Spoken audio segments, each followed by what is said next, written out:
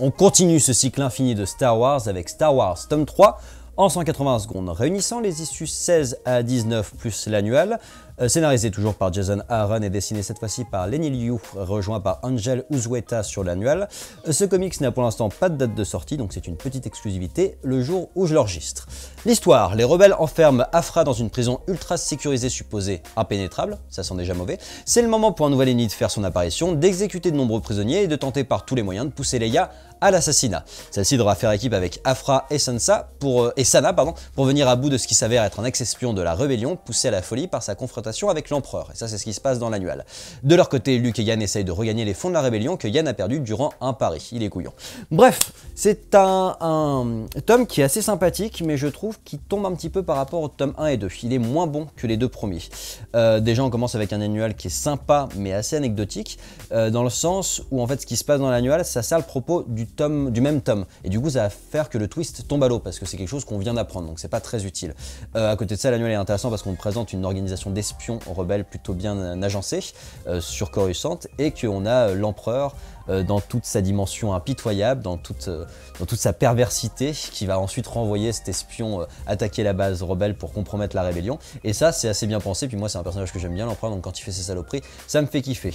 Le tome en lui-même, donc les issues 16 à 19, la partie prison est en fait assez sympathique, je trouve que ça fonctionne bien, de par l'alliance féminine bien amenée et chouette, dans le sens où c'est deux nouveaux persos, donc Aphra et Sana, la femme de Han Solo, l'ex-femme de Han Solo, enfin bref, toute cette connerie là quoi, et que globalement on a en fait un groupe qui fait le bon, la brute et le truand, et qui fonctionne bien avec ces nouveaux persos qui étaient pourtant pas très bien amenés à la base, et moi j'étais pas particulièrement fan, mais là l'alliance fonctionne.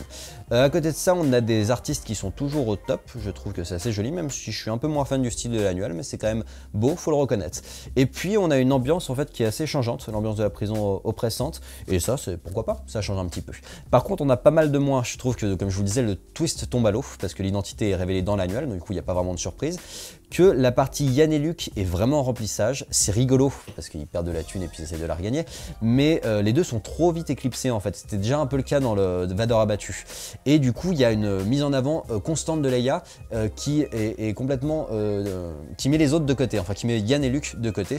Yann est complètement oublié, et puis les héros sont de nouveau ridiculisés, et je trouve que ça commence à faire un petit peu beaucoup.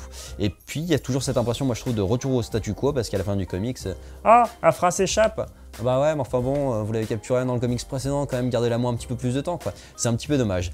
Et le twist de fin est trop utilisé, dans le sens où on part sur un nouvel arc, où du coup on voit les Stormtroopers apparaître avec un sabre laser, comme si c'était waouh, génial, un sabre laser. Enfin, tous les personnages dans ce comics ont un sabre laser de toute façon, donc on met ça de côté. Bref, un nouvel arc sympathique de par son changement d'ambiance et de la mise en avant des personnages féminins, dont les nouveaux, mais avec trop peu de conséquences pour avoir un réel intérêt. On tourne en rond, et je trouve qu'il serait temps de changer de timeline, peut-être entre l'épisode 5 et 6. Et top!